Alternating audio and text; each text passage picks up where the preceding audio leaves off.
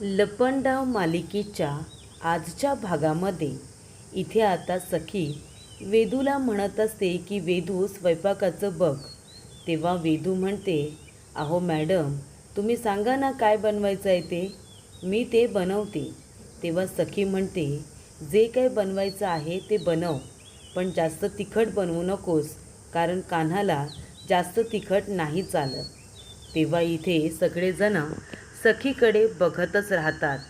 जरीसुद्धा कान्हा तिच्या आयुष्यातून निघून गेलेला आहे, पण तरीसुद्धा सखीला त्याची अजूनही तेवढीच काळजी आहे हे आता सगळ्यांच्या लक्षात येतं. तेव्हा इथे आता सरकार म्हणत असते की कान्हा या घरातून निघून गेला आहे, तरीसुद्धा सखीच्या आठवणीतून काही तो गेलेला नाही. तेव्हा तिने आता एक नवीन चाळ खेळलेली असते. इथे आता सरकार म्हणत असते की तुला माहिती आहे सखी, दुपारी मला मनस्विनीची वस्तू सापडली. ती वस्तू बघितल्यानंतर मला खूपच जास्त अस्वस्थ वाटलं. तेव्हा मी काय म्हणते, मला जसा त्रास झाला तसंच कान्हाच्या वस्तू बघितल्यानंतर तुलासुद्धा त्रास होतच असेल ना. मी आता एक काम करणार आहे, मनस्विनीच्या जेवढ्या काही वस्तू असतील ना तेवढ्या जमा करून मी कुठेतरी त्या ठेवून देणार आहे.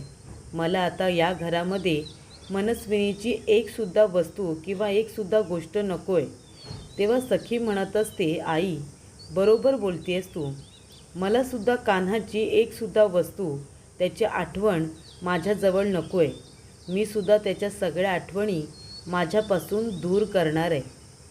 तेव्हा इथे मनस्विनीच्या चेहऱ्यावरती स्माईल आलेली असते, कारण तिला जे हवं असतं तेच घडलेलं असतं. सखीलासुद्धा राग आलेला असतो आणि सखीलासुद्धा कान्हाच्या सगळ्या आठवणी आता बाहेर काढायच्या असतात. तेव्हा इथे सखी येते आणि कान्हाची जी बॅग असते ना ती घेऊन तो ऑफिसला जायचा, कामाला जायचा, ती बॅगसुद्धा ती फेकून देते.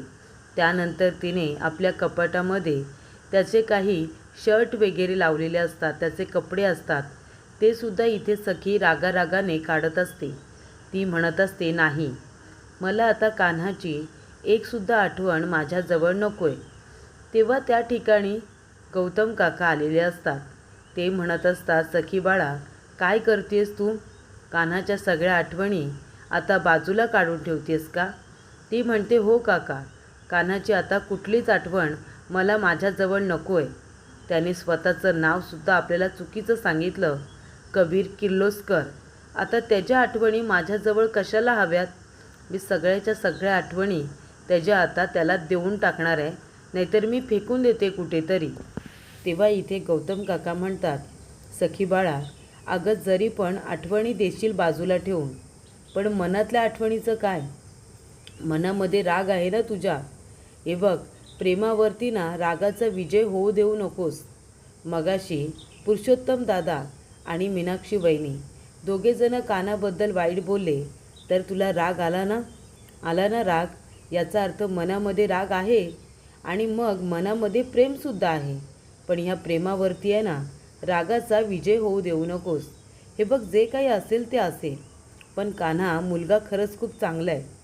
तेव्हा सखी म्हणते, काका, एवढं सगळं घडलं तरीसुद्धा तू कान्हाचीच बाजू घेतोयस का? त्याने आपल्या पिहूचा जीव वाचवला म्हणून. तेव्हा इथे काका म्हणतात, नाही बाळा, अगं म्हणूनच नाही, तो माणूस म्हणून काही वाईट नाही आहे. त्याने आपल्याला कुणालाच त्रास वगैरे दिलेला नाही आणि म्हणूनच मी तुला म्हणतो आहे की जे काही आहे ना ते बोललं पाहिजे. नात्यामध्ये संवाद संपला ना तर नातंसुद्धा संपतं. तेव्हा संवाद चालू ठेवायचा, म्हणजे जे काही आहे ना बिघडलेलं ते सगळं काही व्यवस्थित होत जातं. संवादामुळे बऱ्याच गोष्टी, गैरसमज हे दूर होत असतात आणि तूसुद्धा कानाच्या बाबतीत तेच करावंस. सखी म्हणते, नाही, मला आता त्याला काही बोलायचं नाही आहे, त्याला भेटायचंसुद्धा नाही आहे. तेव्हा इथे काका म्हणतात, मग ठीक आहे, आता तुला जर या नात्याचा शेवटच करायचा असेल तर तू चांगल्या पद्धतीने केला पाहिजे. जा, कान्हाच्या सगळ्या आठवणी घे आणि त्याला परत देऊन टाक, म्हणजे त्यालाही कळेल की तू संपूर्ण नातं संपवून टाकलेस. तेव्हा इथे सखी म्हणते, त्याला वस्तू जर द्यायला गेले म्हणजे त्याला भेटावं लागेल आणि मला त्याला भेटायचं नाही आहे. तेव्हा काका म्हणतात, पण आता नातं जर संपवायचंच आहे तर एकदा भेटावं तर लागेलच ना तुला. तेव्हा इथे आता सखीचा नाईलाज होतो. सखी आता कान्हाला फोन करते. तेव्हा कान्हा खूप खुश होतो. लगेचच फोन उचलतो आणि म्हणतो, अरे बेबी सरकार, तुमचा फोन आला. मला तुमची खूप आठवण येत होती. मला माहितीच होतं की तुमचा फोन मला येणारच, पण असा लगेच येईल असं खरंच मला वाटलं नव्हतं. बोला ना बेबी सरकार, काय बोलताय? कशी आठवण काढलीत? तेव्हा इथे सखी म्हणत असते, 1 मिनिट, मला तुझ्याशी बोलायचं आहे आणि भेटायचं सुद्धा आहे. तेव्हा एक काम कर, मला भेटायला ये. तेव्हा तो म्हणतो, बोला ना, कुठे भेटायचं आहे? जिथे बोलाल तिथे भेटायला येईल. तेव्हा सखी म्हणते, नाही नको, मला आता तुझ्या घरी यायचं आहे. जिथे तू राहतोस ना, कबीर किर्लोस्कर, तिथे मला आता तुझ्या घरी यायचं आहे. त्यामुळे ॲड्रेस पाठव, मी लगेच येते. तेव्हा इथे कान्हा सखी येणार म्हणून इथे आता कल्पनाच्या रूममध्ये येतो. आपल्या आईला म्हणतो की आई, तू जा बरं आता, थोडी वॉक घेऊन ये. ती म्हणते, नको रे, मी आता मगाशीच चालून आली की नाही. तो म्हणतो, आई अगं थोडी बाहेर जा, थोडी एक साधी वॉक तरी घेऊन ये. जात आई, तुम्ही आईला जरा घेऊन जा. तेव्हा इथे कान्हा आपल्या आईला आता पाठवत असतो वॉकसाठी. कान्हा टेन्शनमध्ये असतो. तेव्हा इथे कल्पना म्हणते, कान्हा काय झालं? तू कसल्या विचारात आहेस? तेव्हा कान्हा म्हणतो, काही नाही आई, मला फक्त सखीची आठवण येते बस. तेव्हा कल्पना म्हणते, कान्हा, तुझ्या आयुष्यामध्ये ह्या ज्या काही अडचणी संकट आलेली आहेत ना, लवकरात लवकर ते सगळे दूर होतील, तू नको काळजी करू. तेव्हा इथे सखी कान्हाचे आता कपडे पॅक करत असते. त्याच्यामध्ये आता त्याची बासुरी ठेवते. त्याने तिला दिलेलं मोराचं पीससुद्धा ठेवून देते. ते पीस देत असतानाचा तो क्षण आता सखीला आठवतं, जेव्हा इथे कान्हा आणि सखी दोघेजणं डान्स करत असतात. डान्स केल्यानंतर इथे कान्हा स्वतःच्या गुडघ्यावरती बसून त्याने सखीला हे मोराचं पीस दिलेलं असतं आणि ते सुद्धा ती आता कान्हाला परत करत असते. तेव्हाचे ते सगळे क्षण ते सुद्धा आता सखीला आठवतात आणि तेव्हा प्रेक्षकांनो, सखी खूप इमोशनल झालेली असते. तिला वाटत असतं की मी तर कान्हावरती जीवापाड प्रेम केलं होतं, मग कान्हाने असं का केलं? पण कान्हाच्या बाबतीत नक्की काय आहे हे तिला आता समजून घ्यायला हवं. म्हणूनच सखीला गौतम काका म्हणतात की कान्हा इथे होता, आपण त्याला तेवढंच ओळखलं आहे जेवढा आपण ओळखण्याचा प्रयत्न केला. पण त्याला भेट, त्याच्या घरी जा, त्याच्या घरी नक्की तो काय आहे, कसा आहे, त्याचं घर कसं आहे हे सुद्धा तू बघितलं पाहिजेस, असं गौतम काका म्हणतात.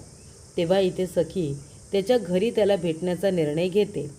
त्यानंतर सखी तिथे पोचलेली असते. आपल्या गाडीतून उतरते. कान्हाची बॅग घेऊन ती आता येत असताना इथे आता जे रोपटं कान्हा आणि त्याच्या आईने आणलेलं असतं ना, त्या रोपट्याला धक्का लागतो आणि ती कुंडी फुटते.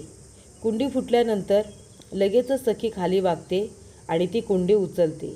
कुंडी उचलल्यानंतर त्या ठिकाणी आता कान्हाची आई आलेली असते.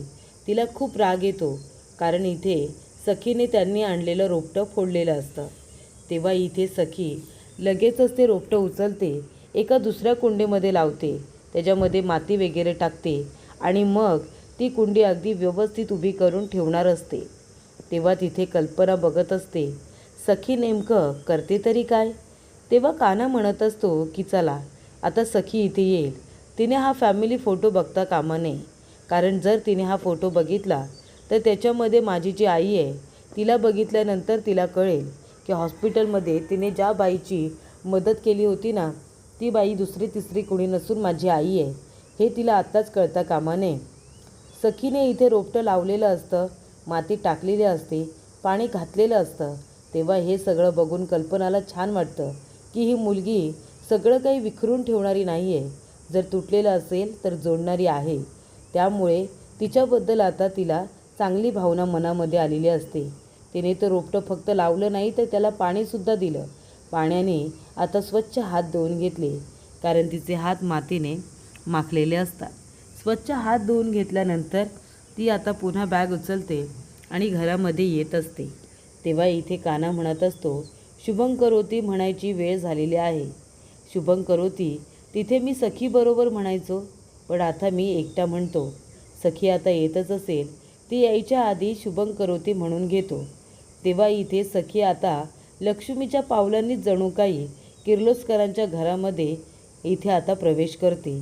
मातीमध्ये पाय माखल्यामुळे इथे आता त्यांच्या घरामध्ये पायाचे ठसे उमटलेले असतात आणि ती तशीच आता चालत चालत येत असते. तर इथे कान्हा शुभम करोती म्हणत असतो. ते म्हणत असताना एक वाक्य येतं आणि ते म्हणजे घरातली इडापिडा बाहेर जाओ आणि बाहेरची लक्ष्मी घरात येऊ. आणि इथे आता बाहेरची लक्ष्मी म्हणजे सखी ही घरामध्ये आलेली असते. आणि जेव्हा त्याचं श्लोक आता पूर्ण बोलून होतो तेव्हा त्या ठिकाणी आता सखी म्हणते, कबीर किर्लोस्कर असं म्हणाल्यानंतर कबीर सखीकडे लगेच वळून बघतो. तेव्हा इथे सखीला बघितल्यानंतर कान्हाला खूप छान वाटतं. त्याने जेव्हापासून सखीचं घर सोडलेलं असतं तेव्हापासून तो सखीला फक्त मिस करत असतो. सखीची त्याला फार आठवण येत असते. इथे आता सखी आलेली असते हातामध्ये सुटकेस वगैरे घेऊन. तेव्हा कान्हाला वाटतं की सखी नेमकं काय घेऊन आले, त्याचे कपडे की तिचे कपडे. तेव्हा इथे कान्हा म्हणतो, या बेबी सरकार या, तुमचं स्वागतच आहे. तेव्हा इथे सखी चालत चालत कान्हाच्या जवळ येते. तर इथे आता बाबांच्या आशीर्वादाने, साईबाबांच्या आशीर्वादाने सखी आणि कान्हाची पुन्हा भेट झालेली असते. आणि तेव्हा मग काय होतं, इथे आता जी सखी आहे ना ती कान्हाला म्हणत असते की अरे वा, घर तर खूप छान आहे तुझं, पण मला एक गोष्ट कळत नाही की ज्या प्राण्याचं पोट भरलेलं आहे तो शिकार कशी काय करू शकतो. म्हणजे त्याला तर काही शिकार करायची गरजच नाही आहे.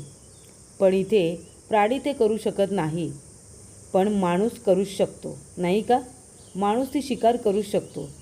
तेव्हा इथे कान्हा म्हणतो, म्हणजे तुम्ही काय बोलताय मला कळत नाही आहे. तेव्हा सखी म्हणते, हो, तुझ्यासारखा डावपेच खेळणारा माणूस, त्याला साधा एक इथे टोमणा कळू नये इतका तरी तू साधा भोळा नाही आहेस. तेव्हा कान्हा म्हणतो, काय बोलताय तुम्ही. तेव्हा सखी म्हणते, मला एवढंच म्हणायचं आहे की तू तर एवढा श्रीमंत आहेस, तुझ्याजवळ प्रॉपर्टी, संपत्ती, पैसा, अडका, बिझनेस सगळं काही आहे.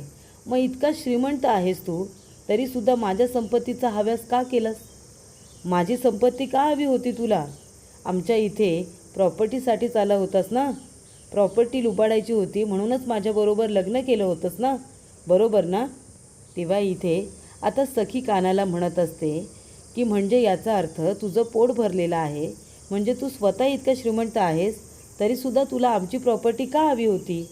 तेव्हा इथे कान्हा म्हणतो, सखी मॅडम तुम्ही प्लीज एकदा ऐकून घ्या, तुम्ही माझ्याबद्दल गैरसमज करून घेतला आहे. सखी म्हणते, राहू दे कान्हा, मला आता तुझ्याबद्दल काही ऐकून घ्यायचं नाही आहे आणि काही मला समजून घ्यायचं नाही आहे. मी इथे आली आहे तुझे आमच्या घरी राहिलेले कपडे घेऊन, तुझ्या काही आठवणी राहिल्या होत्या त्या मी तुला परत द्यायला आली.